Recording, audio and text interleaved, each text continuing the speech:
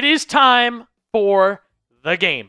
Ohio State against the team up north. It can't be 5 in a row. We cannot let 5 in a row happen. And this game is its own game, of course, compared to every other year because of everything that's going on. A lot on the injury report, a ton to watch for, and the keys to victory are exploding right now. But we've got it all for you in a mega preview here on the Ohio State Football Report. Michigan and Ohio State never disappoints, and here we are once again. Michigan fighting for their playoff lives, Ohio State fighting for their dignity after losing 4 in a row. Some say Sharon Moore fighting for his job, Ryan Day fighting for his respect in this game. If you think it's just going to be another year, another game, move on and move forward with this one, come on now. It's the game, Ohio State and Michigan. Again, we got score predictions, what to watch for, keys to victory, and boy, do we have an injury report for you going into this one. While the battle on the field has not started, the battle off the field has begun.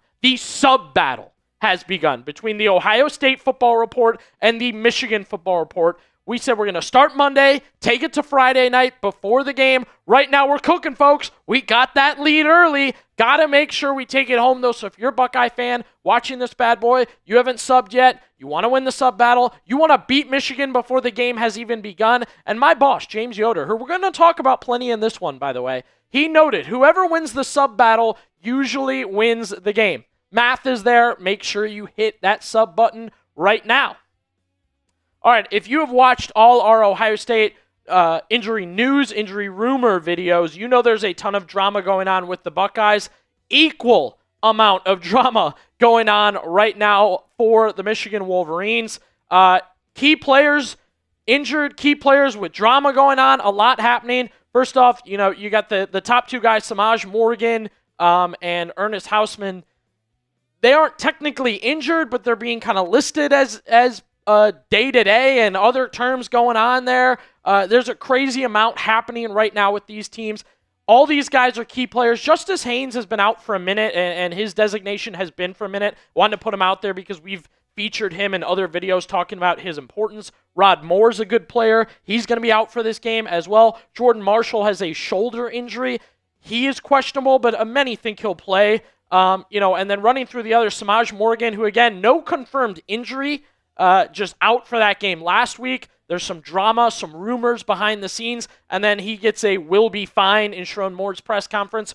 Ernest Hausman, who we'll get into in a second, listed as day-to-day. Again, no injury confirmed, and yet gets a day-to-day, so there's some drama there.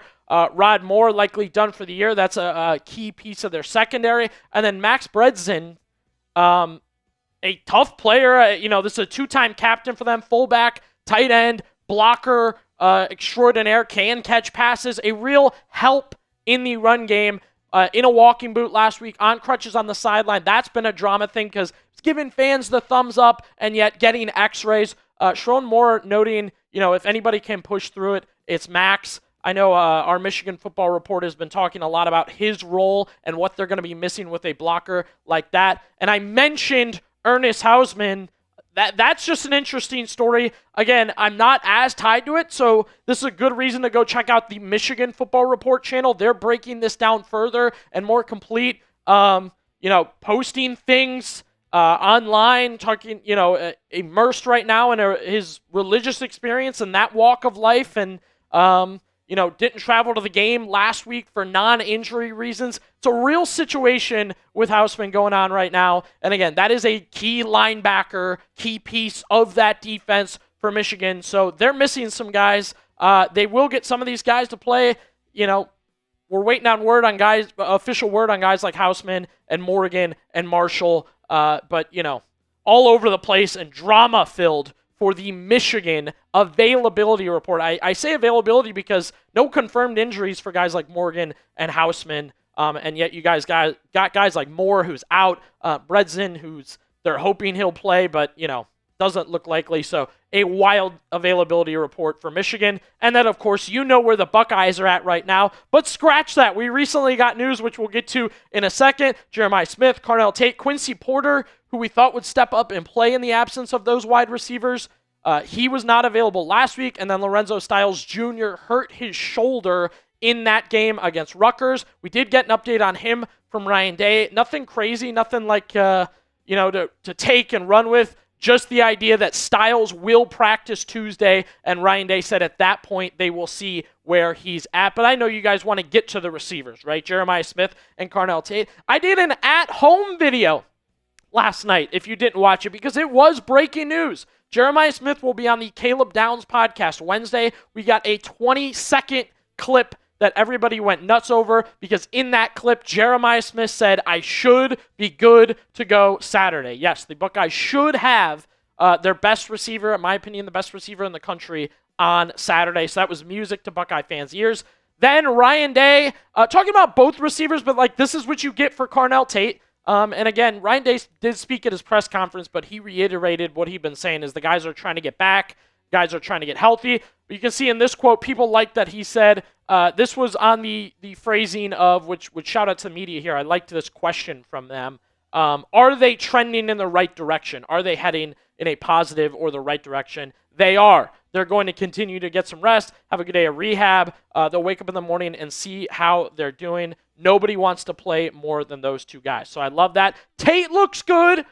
Smith looks good. Tate is the question mark. Carnell Tate is the question mark right now for Ohio State. Again, Jeremiah Smith saying should be good to go Saturday, but our attention turns to Carnell Tate a little more now, which leads me to ask you guys. Did really great with this when I asked about both receivers. Want to see where you stand with Carnell Tate now after we mentioned that headed in the right direction, positive direction. Percent chance Carnell Tate plays against Michigan. Put a percentage down below, letting me know I've seen a lot of hundreds, 110%. I don't know. If percentages helps, let's do that. And let's also do our what to watch fors in this game now that we've got the availability report, injury report out of the way for both these teams. What to watch for in this one? Myself, Billy Beebe, against, as I said, James Yoder, my boss, the CEO of Chat Sports, the host of the Michigan Football Report. This game is as big as it always is, but for me, it's a little extra this year. I wanted to add this in there. My boss, a Michigan fan, me, an Ohio State fan, it's a little extra juice for me, right? That affects my day-to-day. Let me tell you guys, I've been here a few months, and I've heard more than enough from the guy down below here. And by the way, better stash here, right? This is well taken care of. This is well lined up. This is heavily complimented. I don't know about this. I don't know about this stash right here. So yeah, there's a little extra juice in this game. You saw the sub battle. You can hit that to support me, the Ohio State Football Report, Buckeye Nation. But I'm also asking right now, support the Buckeyes, support Billy by dropping a B down in the comment section below. If you want to let Yoder know how powerful Buckeye Nation is, spam some B's down in the comments. I should see hundreds supporting both myself. It's a long week for me, and the Buckeyes. So be sure to do that. For the Wolverines, what to watch for right now. Michigan peaking? Are they peaking right now? Are they becoming their best self just in time for the game? Well, that matchup with Maryland definitely showed it. They looked really good taking on the Terrapins. I mean, that was quite a performance, quite a confidence booster. You can look through some of the stats there. Bryce Underwood was good. They had some guys like Jordan Marshall I mentioned earlier. He sat out, and a guy like Bryson Kudzall steps in and gets things going for Michigan. Looking through there, good running the ball per usual, and then we'll talk more about it. Andrew Marsh has burst on the scene for Michigan just in time for Ohio State, just in time for a playoff push. The Wolverines are playing well. Bryce Underwood reiterated it after the game. He's become, I'll give him his credit. The comments earlier in the season I felt were arrogant, unwarranted, unnecessary. I was surprised nobody stopped him. Maybe somebody did stop him. I think he's come into his own as a leader, it appears, for that team. And he said, this whole season we've been preaching to peak at the right time. I feel like we're doing that. That's the offense, of course. The defense, as advertised, Wink Martindale has the guys buzzing on defense. Michigan, similar statistics in the top 20 per usual. Big games against quality opponents that their defense has played well per usual. And a couple wins on the schedule where Michigan's defense has showed up, shown out, played well and done a good job. You can see some of the stats there. Yards per play, rushing yards per game, yards per game. That's what the Buckeyes are going against. That's what they'll have to go at. Again, a peaking team overall, offense and defense. Look, I think they just played their best game of the season against Maryland. Their defense looked really, really good, made the right plays at the right times. Their offense was missing pieces and still showed up and showed out. Usually the sign of a really good team there. I know, again, on our Michigan channel, James Yoder said he felt it was one of their best games, if not their best game. I think he said it was their best game of the season there. So, again, they just in time for the game, they go out and play really, really well against Maryland. So that leads me to wonder, for Saturday, it's time to get your score prediction in. Buckeyes, Wolverines, what will that final score be? I'll give mine soon. I want to get yours right now. Leave your score prediction down below. I don't like talking about this. It's not one of my favorite storylines in this rivalry. It was annoying for me as an Ohio State fan to watch it. I don't like that it's brought up consistently, but the discussion of planting the flag, a flag being planted, it's back for this year being compared to last year. And I do think it's the epitome of this rivalry, right? It's a good example of everything that comes together in this rivalry. It's petty. It's iconic. It's unforgettable. It's a moment in time. It's trash talking sense. It's state legislation, right? It's craziness between these two teams. And I think a lot of people are wondering, will Ohio State do the same thing? Will Michigan at home up the ante somehow? Will the crowd get the players riled up that they do something bigger, better than what they did last season? And again, if the Buckeyes can win, will they bring a flag to plant, or will they do business as usual back on the bus, back to Columbus? Well, Sharon Moore was asked about it. And look, he said, we talked about that. When we win a game, we're going back to our student section, shake hands, cordial ending. I'm sure, yeah. A year later, it's real easy to say, oh, you got to keep it respectful. That's what we're going to do. That's how we're going to play it. That was Sharon Moore's comment there. Not worried about that at the time. Not that I guess maybe he couldn't have gotten ahead or didn't know what would happen. I don't know. That's why I think it's such a messy situation. And I am curious, what are the Buckeyes going to do? What's the plan if they win that one, beat the Wolverines? Business as usual? Shake hands, get to the buses, quick dap-ups, no handshake, get on the buses and go? I don't know. I don't know what the plan is. My question for you, though, Buckeye fans, if the Buckeyes win, should Ohio State plant the flag if they beat Michigan? If Ohio State wins this one, should they plant a flag? Type Y for yes if they should plant the flag, do what Michigan did last year, or type N for no if they should hold off. And I'll just say, bigger man, better man, right? All right. Final what to watch for in this one. Yeah, I'll get my weatherman voice on per usual. Everyone wants to know the weather report in Ann Arbor for Saturday. Well, it is Billy Beebe here with the Chat Sports Weather Report. 31 degrees, cloudy and cold, a bit of afternoon snow. That's where we stand right now between the Buckeyes and Wolverines in Ann Arbor. This is a big thing for Michigan fans. They feel it is the decider between the two teams. They feel the Buckeyes can't handle the wind and the snow and the tough environment of the weather. And a lot of that is the Buckeyes have a California kid quarterback in Julian saying, I respect that take or that troll from Michigan fans. I just don't buy it. CJ Stroud didn't beat Michigan. I do understand that he played well at times in those games. It was more the defense that gave those games up. I've seen plenty of quarterbacks from all over the country play well at Michigan. So, look, the weather's of interest to people per usual, and we just got the Julian Sayin rain game finally. But, I'm not putting too much stock in the weather myself.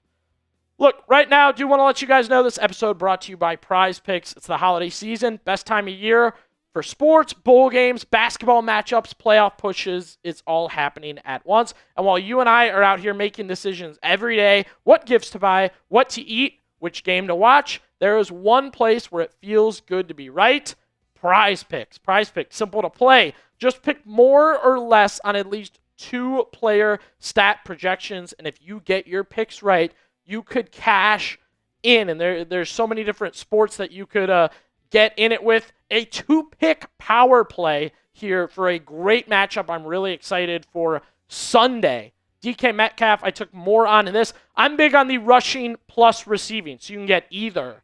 More on that one. And then Josh Allen, more on the 232 and a half passing yards. That's going to be a really fun matchup on Sunday. So just an example of a 2-pick power play there from PrizePicks. Also, if you saw me do that lineup and you liked it, you can follow others on PrizePicks directly on the app and copy their lineups in one click. Give me a friend, celebrity partner, or just someone whose picks you like. Hit the follow button and check out every lineup they create in the new feed tab on PrizePicks. Also, new feature alert, PrizePicks now has early payouts. If your lineup gets off to a hot start, you may now have the option to cash out those winnings before the game even finishes. Download the app today. Use code CLNS to get $50 in lineups after you play your first $5 lineup. That's code CLNS to get $50 in lineups after you play your first $5 lineup. PrizePicks, it's good to be right. Time to get into the keys to victory in this one. How can Ohio State beat Michigan? The first key to victory, bully Bryce Underwood. This is a star in a huge rivalry, right? I admit that about Bryce Underwood. He is a star. Whether I think he is overrated, underrated, properly rated, whatever it is, he is a star in this matchup. It is a rush attack offense, and it runs through Bryce. He's a dual threat, no doubt about it. Those are his total touchdowns and total turnovers, so we're talking fumbles and interceptions, rushing touchdowns and passing touchdowns. He's racking them up. He's done solid. Not crazy number of passing touchdowns, but I think he's had a solid true freshman season. The best true freshman we've ever seen? No, sir. And again, red hot right now off that game against Maryland. He was good in that one, passed it well, ran it well, and a couple of touchdowns in that one too. Plus, you got to watch out for the relationship he is developing right now with Andrew Marsh, the wide receiver. You saw he had a big game against Maryland there and has also racked up a couple nice games just before that. So you got to take care of business against Bryce, right? You have to stop Bryce Underwood, get after Bryce Underwood. Man, if only the Buckeyes had two monsters to spy, to track, to watch, to take care of business against Bryce Underwood. That's right, they do. Arvell Reese and Caleb Downs, whether you're at linebacker or free safety, whether you're trying to get after the quarterback or intercept the ball, whether you're just making sure you're keeping Bryce Underwood in check, making his day hell, you got the two guys that can do it. And Sharon Moore agreed, giving these guys their flowers. Arvell Reese, best edge rusher we've seen all year. Caleb Downs, probably one of the smartest football players in college football. You have to make Bryce Underwood uncomfortable on Saturday. That's tough to do at home in a game like this against a talented quarterback. But again, I think you have the two guys to achieve that first key to victory, which is bully Bryce Underwood. Again, it's going to be Arvell Reese. It's going to be Caleb Downs getting after him, so I'm confident there. Key to victory number 2. Talking with James Yoder a little bit about, what he thinks Michigan needs to do or so on and so forth. Emphasis on stopping the big plays, letting Sand keep it underneath and get comfortable underneath. So I do believe, similar to last year, the Buckeyes will get more longer drives. That's what they've done this season, controlled the clock, controlled the amount of plays, taken longer drives, gotten into the red zone, right? My key to victory number 2, when you get to the red zone, touchdowns. I want touchdowns in the red zone. The Buckeyes have good scoring statistics in the red zone this season, but what Michigan did against Maryland, that you can, again, if you check out the Michigan Football Report, James Yoder talking about it, disguising the man zone pre-snap. They did it great against Maryland, and they're looking to do the same against Julian Sand. Confuse him in the red zone. Make sure we're seeing field goals. That's the big hope for Michigan, is when Ohio State's in the red zone, they want to get field goals. And that's what I think the Buckeyes need to score touchdowns. I think this quote went viral the other day from Jaden Fielding, the Buckeyes kicker, hoping for redemption against Michigan. He missed a few kicks last year inside 40 yards. He wants redemption. Buckeye fans are going to pass on that. I don't want to see redemption for Jaden Fielding. I want to see a 3, 4, 5-score touchdown lead on Saturday. I'm sorry. Congrats to Jaden Fielding. It's senior year, wrapping things up with the Buckeyes. I'm not interested in the Jaden Fielding redemption arc on Saturday in Ann Arbor. With all that being said, who scores first in this game? Who scores the first touchdown specifically on Saturday? If you think it's Ohio State, type 1. If you think it's Michigan, type a 2 down below. Who knows who's going to score that first touchdown? Third key to victory, we go back to Julian Sand. Obviously, he's a main character in this whole back and forth. My whole thing with Julian Sand is have to limit the turnovers. Not only the number, but if they are to happen, when they are going to happen. And you look at the quarterback play the last few years for Ohio State. Stroud actually good in that 2021 matchup. Again, I think the defense got gashed more than anything in that one. Then you see the Stroud 22, McCord 23, Howard last year. Notice anything? I don't want to be that guy, so I'm just going to point it out. You got 2 interceptions from Stroud in 22, 2 interceptions from McCord in 23, and 2 interceptions from Howard in 24. And those McCord-Howard touchdowns, or interceptions there. Gruesome interceptions in Ohio State's own territory that set up quick scores for Michigan. So, as I kind of alluded to there, it's not just about when you throw the interceptions. It is also about where you throw the interceptions. It's easy to say, please don't turn the ball over. Don't throw interceptions. Don't fumble the ball. Yes, for Sand, the big thing I would say for Julian Sand here is, are we pushing the ball, going for something bold inside our own 40, inside our own 50? Those multiple touchdown games for Howard, for Stroud, for McCord cannot happen again on Saturday. So make sure, again, taking care of the ball is one thing, but also if we are turning the ball over, cannot be inside your own 30, 25, so on and so forth, because you lose the ball, A, B, you turn it right over to Michigan. So watch for that one there. Key to victory number 4, the last one. I don't love this one because it flashes me back to last year a ton. Run the ball responsibly against the Wolverines. The key stat or thing to note here, or thing to talk about in this one, since 2000, that's right, since 2000, the team with the most rushing yards, the team who wins the rushing battle, wins the game. Ryan Day knew that, talked about that, preached that last year, and yet they just kind of funneled it in, had to run, continuously ran, stubbornly ran the ball over and over and over again, and it got the Buckeyes in trouble. Hence why I say run it responsibly, right? That's why I say the Buckeyes need to run it responsibly. Please don't just run it over and over and over again up the middle because you think you need to run the ball to win. Both these teams have quality rushers. I think there will be a lot of rushing yards in this game between the Buckeyes and the Wolverines. But again, I emphasize, rush it responsibly. I think the Buckeyes have a lot of options. I think they have the people to do it. I think the Wolverines have the options. I think they have the people to do it. I do think there will be, at points or overall, a rushing battle or a push for rushing, throughout this game. And I will say, I hate this stat. I've heard it multiple times. I heard it a ton from Ryan Day last season. He said it a bunch of times, over and over again, actually, and it got him in trouble. I hate this stat that the team with the most rushing yards or the team that can run it wins the game. Maybe it's true. I hate it, but I guess facts are facts, right? Those are the facts with it there. Now, I bet you thought I forgot this bad boy. You want the Buckeyes to win? You want them to beat Michigan? We've done this every single week. I wasn't going to stop on Michigan week. Come on now. I just moved it down a little later in the video. Don't jinx it. Every week we've hit that thumbs up button to guide Ohio State to victory. We had great numbers on this last week. Helped get the Buckeyes through a tough time. Let's hit it again. Get that victory. Stop it at 4. Restore order and get things moving again. If you want the Buckeyes to win, hit that thumbs up right now. Let's wrap it up. My score prediction. I've said this to all of you many times over my videos talking to Ohio State and Michigan. Talent level, 5 stars, 4 stars, 3 stars, history, so on and so forth, goes out the window. When that game starts, I don't care what you're ranked. I don't care the talent level you have. just comes down to that game and how you perform.